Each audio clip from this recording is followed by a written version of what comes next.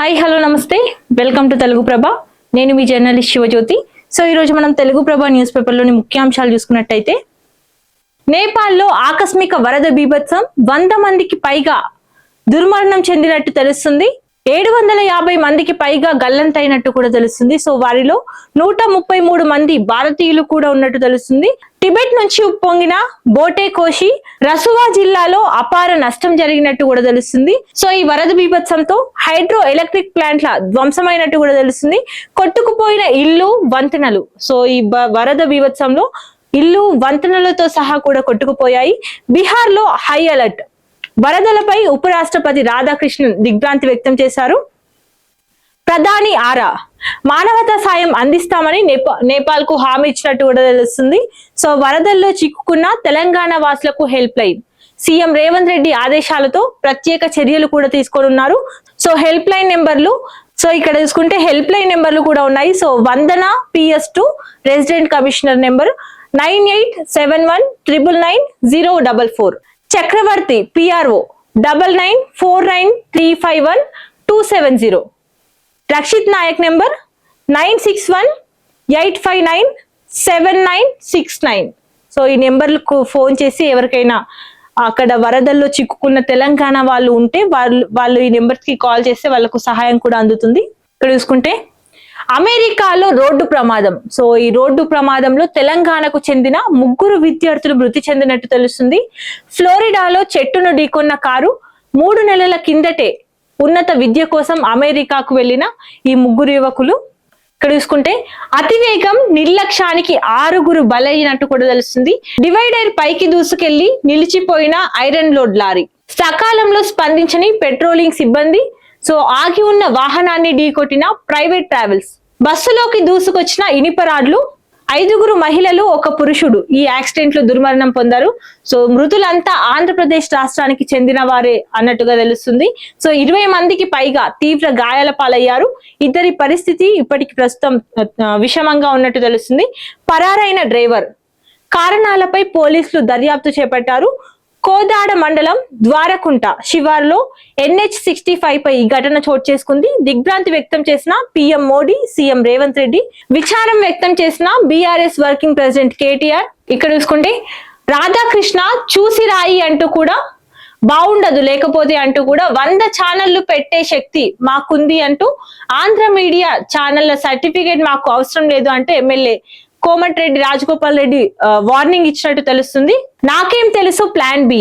సుష్మిత వ్యాఖ్యల నేపథ్యంలో సుష్మిత తండ్రి కొండా మురళి స్పందించారు. తనకేమీ తెలియదంటూ లీకు వదిలిన మంత్రి సురేఖ భర్త తనకు సంబంధం లేదంటూనే ప్లాన్ ఏలో అలా మాట్లాడిందని వ్యాఖ్యానించారు. సో పార్టీని వీడే ప్రసక్తే లేదని తను స్పష్టం చేశారు. డిప్యూటీ సీఎం బట్టితో 20 నిమిషాల పాటు తను భేటీ అయ్యారు. సో బిల్లుల కోసమని చెబుతూ సుదీర్ఘ మంతనాలు. మరోవైపు ఉపరాష్ట్ర మంత్రితో రాజగోపాల్ రెడ్డి చర్చలు. మంత్రి ఉత్తమ్ కుమార్ రెడ్డి, శ్రీధర్ బాబు సైతం ఈ చర్చల్లో హాజరయ్యారు. రాష్ట్ర రాజకీయాల్లో ఉత్కంఠకు తెరలేపిన వరుస భేటీలు. AICC అధ్యక్షుడు ఖర్గేతో భేటీకి బెంగళూరుకు పయనమైన బట్టి. ఇక్కడ చూసుకుంటే క్రిటికల్ మినరల్స్ పై ఫోకస్. ఇక అన్ని రకాల మైనింగ్ కార్యకలాపాల్లోకి సింగరేణి. దేవదుర్గపై ప్రత్యేక దృష్టి సారిస్తామంటూ కూడా ఉప ముఖ్యమంత్రి బట్టి విక్రమార్క తెలిపారు. సో బంగారం, రాగి ఖనిజ బ్లాక్ లో అన్వేషణ వేగవంతం చేయాలి అంటూ అవసరమైతే కర్ణాటక ప్రభుత్వం నుంచి సంపూర్ణ సహకారం తీసుకుంటామంటూ కూడా తను స్పష్టం చేశారు. టైటానియం సహా కీలక ఖనిజాల బ్లాకుల వేలానికి సన్నద్ధం కావాలి అంటూ తెలిపారు. సో నేడు అధికారులతో కలిసి దేవదుర్గ బ్లాక్ సందర్శనకు తను వెళ్లారు. తెలంగాణ రైజింగ్ పెట్టుబడులే లక్ష్యం. సో పక్కా ప్రణాళికతో కార్యక్రమ నిర్వహణ. డిసెంబర్లో గ్లోబల్ సమ్మిట్ నిర్వహించనున్నట్టు తెలుస్తుంది. ప్రజాభవన్ లో ప్రత్యేక వార్ రూమ్ ఏర్పాటు చేయనున్నారు. గత ఒప్పందాల పురోగతిపై సమగ్ర సమీక్ష నిర్వహించారు. దేశ విదేశాల్లోనూ రోడ్ షోలు నిర్వహించనున్నారు. రోజు గంట పాటు CS సమీక్షించాలి అంటూ కూడా కమిటీలకు స్పష్టమైన బాధ్యతలు, టైం లైన్లు ఇవ్వాలి అంటూ కూడా మంత్రివర్గ ఉపసంఘం సమావేశంలో డిప్యూటీ సీఎం బట్టి విక్రమార్క తెలిపారు. ఇక్కడ చూసుకుంటే సిల్క్ క్యాపిటల్ గా తీర్చిదిద్దుతామంటూ కూడా పరిశ్రమల భాగస్వామ్యంతో యువతకు నైపుణ్య శిక్షణ అందిస్తామంటూ సాంకేతికతకు అనుగుణంగా రెడీ టు వర్క్ ఫోర్స్ అంటూ కూడా మంత్రి శ్రీధర్ బాబు తెలిపారు. మీ సేవ కేంద్రాలు ఇకపై డిజిటల్ మార్కెటింగ్ హబ్లు. సో వ్యాపారులకు డిజిటల్ ప్రచారాలను చేరువ చేయడమే లక్ష్యంగా తీర్చిదిద్దుతామంటూ మెటాతో కలిసి విఎల్ఈలకు ప్రత్యేక శిక్షణ ఇస్తామంటూ కూడా మంత్రి శ్రీధర్ బాబు తెలిపారు. ఇక్కడ చూసుకుంటే కేంద్రం పైసా ఇవ్వకపోయినా వెనక్కి తగ్గమంటూ కూడా ఇందిరమ్మ ఇల్లు నిర్మించి తీరుతామంటూ 15,475 మంది లబ్ధిదారుల ఖాతాల్లో చివరి బిల్లులు జమ అయ్యాయి అంటూ కూడా మంత్రి పొంగులేటి శ్రీనివాస్ రెడ్డి తెలిపారు. మిగిలిన వారికి విడతల వారీగా చెల్లింపులు అంటూ కూడా తను తెలిపారు. చూసుకుంటే మళ్లీ జలజగడం. సో సాగర్ కుడి కాలువ ద్వారా నీటి విడుదలకు ఏపీ ప్రయత్నిస్తున్నట్టు తెలుస్తుంది.